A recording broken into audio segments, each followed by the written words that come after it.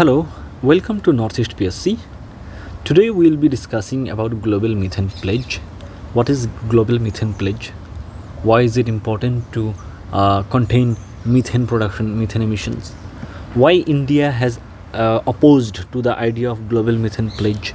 तो इन तमाम चीज़ों को हम लोग देखने की कोशिश करेंगे in this particular discussion. ठीक है? So this is me. I am Nazrul Islam. I have been teaching political science and international relations for the last 3 years. My educations are from Jamia Millia Islamia in New Delhi, and I have been mentoring people from across the country with respect to preparing for various state level examinations. If you want to know more about me, you can get in touch with me through Twitter, that is now called as X, and LinkedIn. Okay, so without any further delay, let us begin today's discussion. So global methane pledge होता क्या है? ठीक है, ये जो global methane pledge है इसको COP26 में लॉन्च किया गया था. COP26 कहाँ पर हुआ था? COP26 हुआ था आपका ग्लासगो में. ग्लासगो कहाँ पर है? आपका यूके में. COP27 कहाँ पर हुआ था? आपका COP27 हुआ था शर्मल शेख. कहाँ पर है ये? आपका इजिप्ट में. फिर आपका COP28 कहाँ पर हो रहा है? अभी 30 नवंबर से शुरू होगा, तो ये हो रहा है आपका दुबई में, UAE. तो यहाँ पर हो रहा है आपका COP28. तो ये सारी चीज़ आपको जानना पड़ेगा. कॉप जो है कॉन्फ्रेंस ऑफ पार्टीज जिसकी हम बात करें, ये UNFCCC के द्वारा ऑर्गेनाइज किया जाता है. तो COP26 के टाइम में ग्लोबल मीथेन प्लेज की जो आइडिया है इसको लॉन्च किया गया था to catalyse action to reduce methane emission, कि हमें इस तरह की एक्शंस की ज़रूरत है जिससे हम क्या करें पाए कि आपका जो हमारे मीथेन की जो प्रोडक्शन है या फिर मीथेन की जो एमिशन है उसको हमें कम करना है, क्योंकि मीथेन काफ़ी हार्मफुल होता है ना.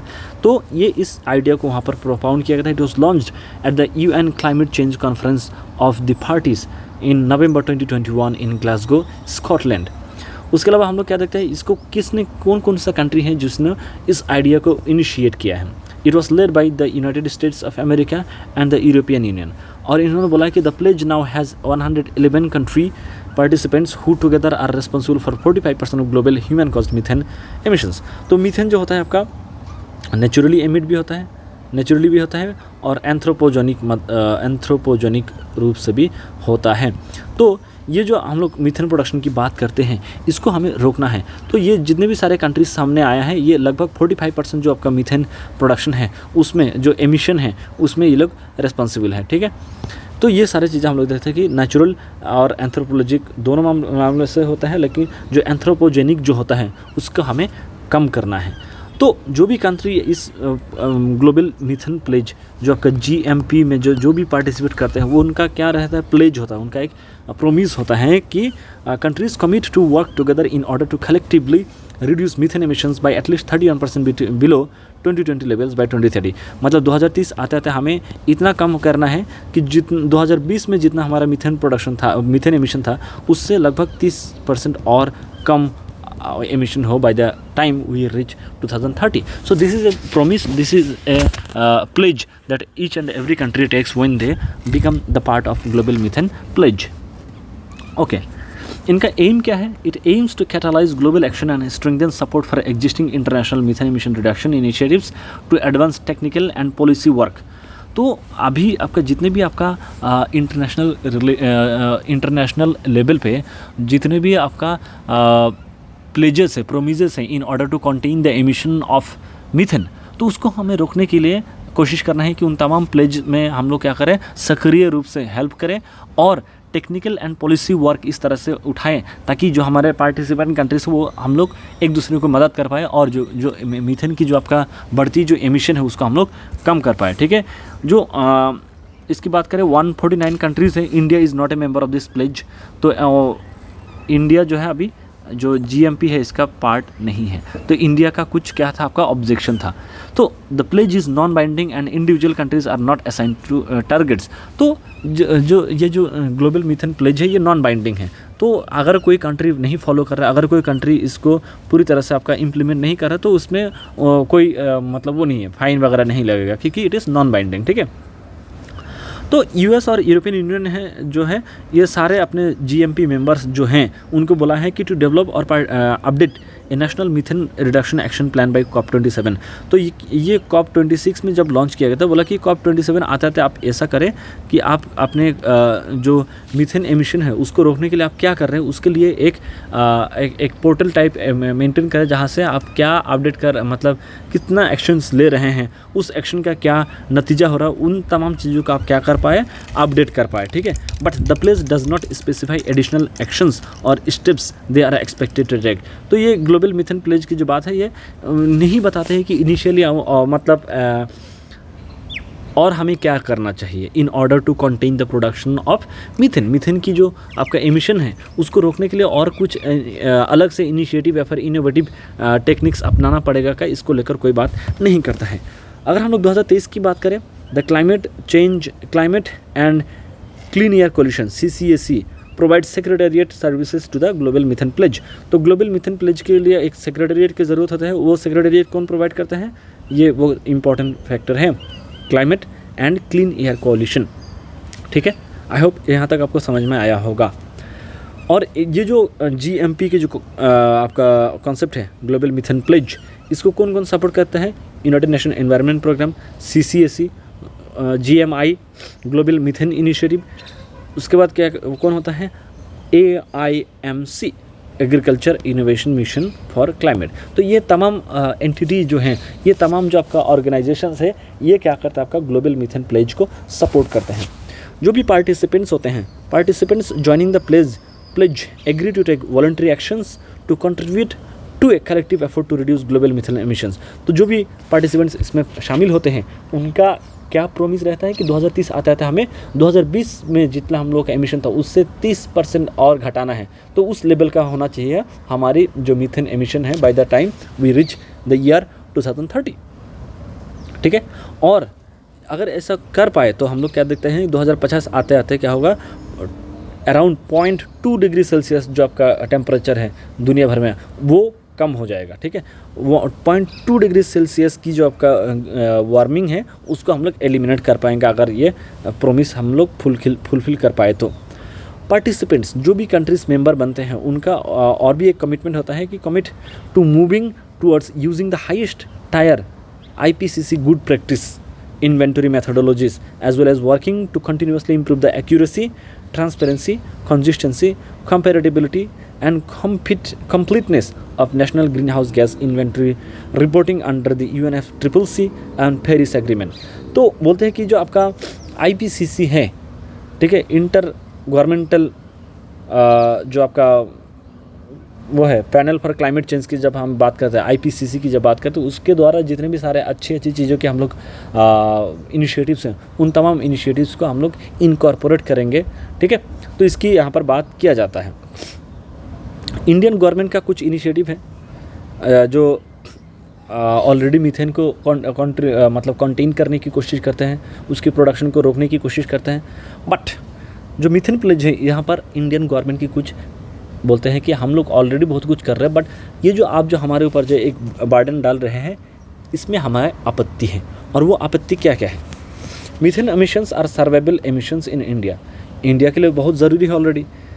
मतलब अगर आप बोल रहे हैं कि मीथेन की जो एमिशन है उसको रोकना है, लेकिन आप तो डेवलप कंट्री है, आपके पास सुविधाएं हैं, आप ऑलरेडी सारे जो आपका डेवलपमेंटल एक्टिविटीज़ के थ्रू सारे फ़ायदे आपने अचीव कर लिया। अब जब छोटे कंट्रीज़ जो आपका अंडर डेवलप कंट्रीज़ जब इस तरह की इनिशिएटिव्स ले रहा है, जब उनको डेवलपमेंट की जो आपका बेनिफिट लेना है, उस टाइम आप उनके ऊपर रोक लगा रहे हैं, तो फिर हम कैसे माने इस चीज़ को।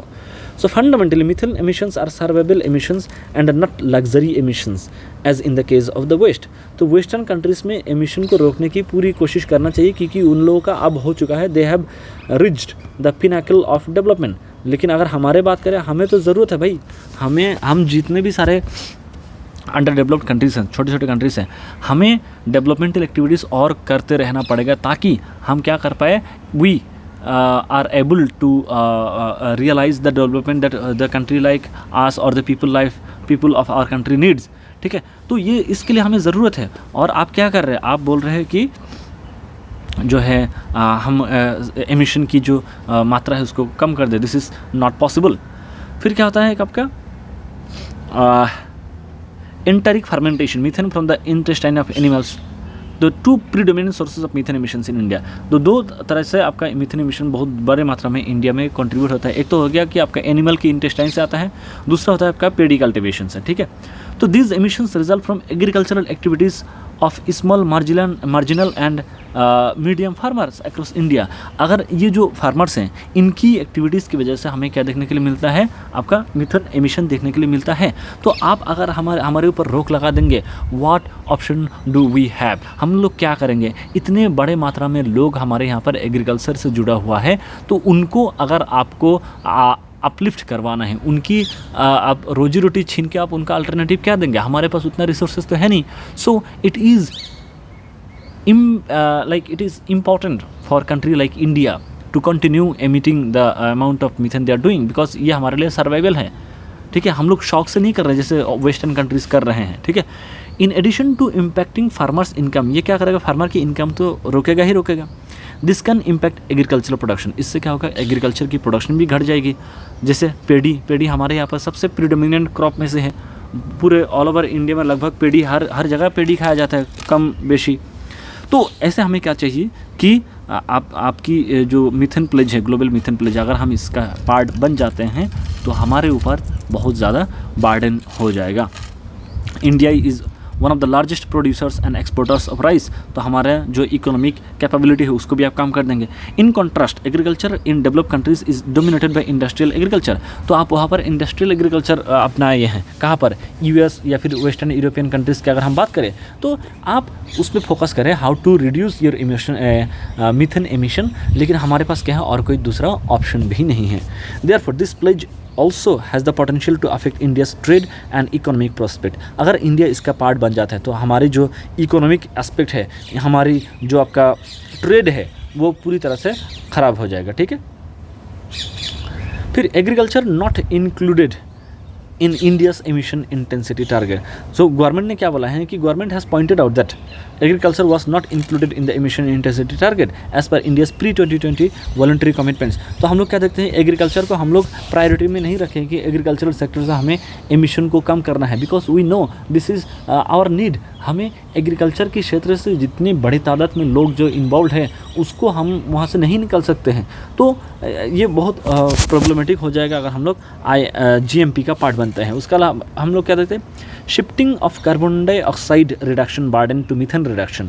तो एक तो हमें ऑलरेडी कार्बन डाइऑक्साइड की रिडक्शन को, जो कार्बन डाइऑक्साइड है उसकी जो आपका एमिशन है उसको हमें कम करना ही है। उसके अलावा आप हमारे ऊपर एक अल्टरनेट बर्डन डाल रहे हैं मीथेन रिडक्शन का। How do you even do that, ठीक है। As per the 6th assessment report of the intergovernmental panel on climate change, जो आपका IPCC का जो 6th रिपोर्ट आया उसके मुताबिक क्या होता है कि जो आपका the predominant gas responsible for climate change is CO2। सबसे ज़्यादा जो चेंज, क्लाइमेट चेंज में सबसे ज़्यादा जो इम्पैक्ट आ रही है वो CO2 की वजह से आ रही है। तो हमें कोशिश करना चाहिए CO2 को रिड्यूस करें। आप जो है अपना फोकस चेंज कर रहे हैं, अगर आप फोकस चेंज करेंगे तो हमारा सीरियसनेस कम हो जाएगा। सीरियसनेस कम होगा तो हम क्या कर नहीं पाएंगे, हमारा आउटपुट ही वो ऐसे ही रहेगा कि we will not be able to produce the desired result in order to arrest the changes of climate change.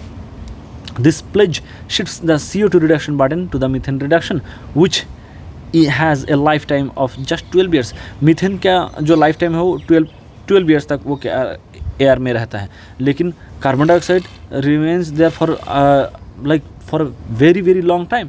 तो हमें कार्बन डाइऑक्साइड को रिड्यूस करने में फोकस करना चाहिए। आप इस तरह के फोकस को डाइवर्ट मत करें। तो ये इंडिया का कहना है। उसके अलावा low global contribution to methane emission by the Indian livestock, तो बोलता है कि अगर पूरे दुनिया भर में लोग, दुनिया भर के कंट्री जितना मीथेन की एमिशन में कंट्रीब्यूट कर रहे हैं, इंडियन लाइव स्टॉक उतना तो कर नहीं रहा है ना। तो सारा जिम्मेदारी हम क्यों लें, क्यों हम लोग ऐसा बेवजह इतना सीरियस कमिटमेंट करें जहाँ पर हम लोगों की मतलब क्या है, ज़रूरतों को हम लोग कॉम्प्रोमाइज़ नहीं कर सकते, है ना। So further India has the largest cattle population in the world which is a source of livelihood for a large section of population. So India की जो लाइफ स्टॉक है, जो उनके जो ग्लोबल मीथेन की जो आपका एमिशन है उसमें जो कंट्रीब्यूशन की बात करें, it is very low. Indian livestock utilizes large volumes of agricultural byproducts and unconventional feed material, ठीक है। Methane pledge outside the ambit of the UNFCCC and Paris agreement. So government ने बोला है कि इंडिया जो है आपका UNFCCC का भी मेंबर है, पेरिस एग्रीमेंट का भी मेंबर है, फिर methane pledge is outside the ambit of the UNFCCC and Paris agreement. तो अगर ये UNFCCC का हम लोग ऑलरेडी मेंबर है, पेरिस एग्रीमेंट का ऑलरेडी मेंबर है, इसका मतलब हम लोग ऑलरेडी क्लाइमेट चेंज को मद्देनजर रखते हुए हम लोग इनिशिएटिव्स ले रहे हैं। क्लाइमेट चेंज को लेकर हमारे अंदर ऑलरेडी सीरियस कमिटमेंट है। तो why do you want that we commit to something which is not part of UNFCCC और Paris agreement. India already methane की एमिशन को रोकने के लिए बहुत सारे इनिशिएटिव लिए हैं, उसको देखते हैं हम लोग क्या क्या है। National innovation in climate resilient agriculture NICRA project, ये Indian council for agricultural research के द्वारा डेवलप किया गया है। यहाँ पर कई सारे टेक्नोलॉजीज है with the potential to mitigate methane emission. तो मीथेन एमिशन को रोकने के लिए, ठीक है, निक्रा एक प्रोजेक्ट लॉन्च किया गया है ICAR के द्वारा, ताकि मीथेन की जो एमिशन उसको हम लोग रोक पाए। उसके अलावा क्या होता है कि सिस्टम फॉर राइस इंटेंसिफिकेशन, ये हम लोग को क्या करेगा कि राइस की जो कल्टीवेशन है उसको 36 से 49% तक की जो इसकी यील्ड, इसकी जो आपका उत्पादन है उसको बढ़ाएगा, ठीक है, इसको बढ़ाएगा।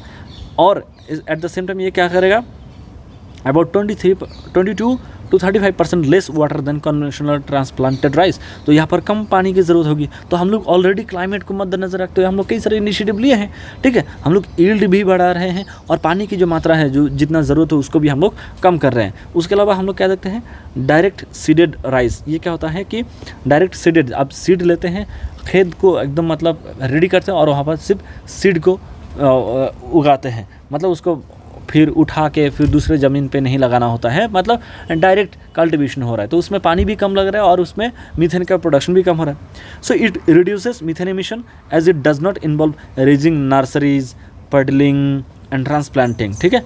Unlike transplanted paddy cultivation, standing water is not maintain in this system. तो डायरेक्ट सीडेड राइस में हम लोग क्या देखते हैं, जो है आपका स्टैंडिंग वाटर की ज़रूरत नहीं होती है। उसके अलावा क्या था, क्रॉप डाइवर्सिफिकेशन प्रोग्राम लाए गए हैं कई सारे।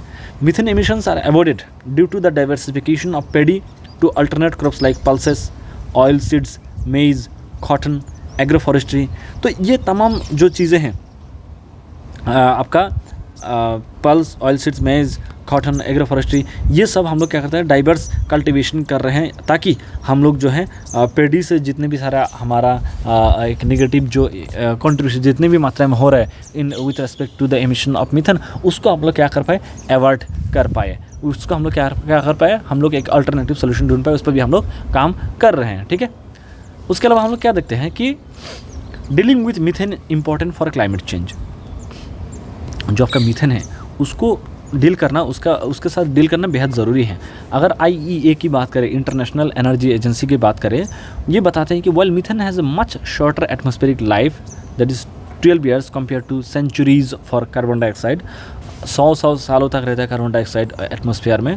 तो it is a much more potent green house gas simply because it absorbs more energy while it is in the atmosphere. तो IEA बोलते हैं कि ठीक है, जो मीथेन है वो कम टाइम तक रहता है हमारे एटमॉस्फेयर में, लेकिन अगर हम लोग ग्रीन हाउस गैस की बात करें, उसमें मीथेन बहुत एक इम्पॉर्टेंट गैस बन जाता है, क्योंकि जितने भी टाइम ये एटमॉस्फेयर में रहता है, ये बहुत सारे ग्रीन हाउस को क्या करते हैं, आपका अट्रैक्ट कर ले, एब्जॉर्ब कर लेता है। तो ये और ज़्यादा सीरियस है। कार्बन डाइऑक्साइड बहुत लंबे समय तक रहता है, ठीक है, बट उससे ज़्यादा सीरियस है आपका क्या, मीथेन, ठीक है। As per the United Nations, methane is a powerful pollutant and has a global warming potential that is 80 times greater than carbon dioxide. तो पूरा कार्बन डाइऑक्साइड जितना आपका ग्लोबल वार्मिंग क्रिएट करते हैं, उससे 80 टाइम ज़्यादा वार्मिंग करता है कौन, मीथेन, ठीक है। And about 20 years after it has been released into the atmosphere, so more than 75% of the methane emission can be mitigated with the technology that exists today. आज हमारे पास जितने भी टेक्नोलॉजिकल एडवांसमेंट है, उसकी मदद से ही हम लोग लगभग 75% जो हमारे मीथेन एमिशन है उसको हम लोग कंटेन कर सकते हैं, and that up to 40% of this can be done at no additional cost. तो लगभग 40% जो मीथेन की जो आपका एलिमिनेशन हो सकता है, वो उसके लिए हमें कोई अलग से कॉस्ट भी लगाने की ज़रूरत नहीं है। तो इसीलिए हमें ज़रूरत है कि मीथेन की जो एमिशन है उसको कम किया जाए, ठीक है। So this is a whole discussion with respect to global methane pledge. India की क्या वो है कंप्लेंट है और IEA के रिपोर्ट के मुताबिक why is it important. So this is all with respect to today's discussion. I hope I was able to convey the most important things with respect to this topic. We'll be seeing you in another video. Till then, thank you so much. Bye bye.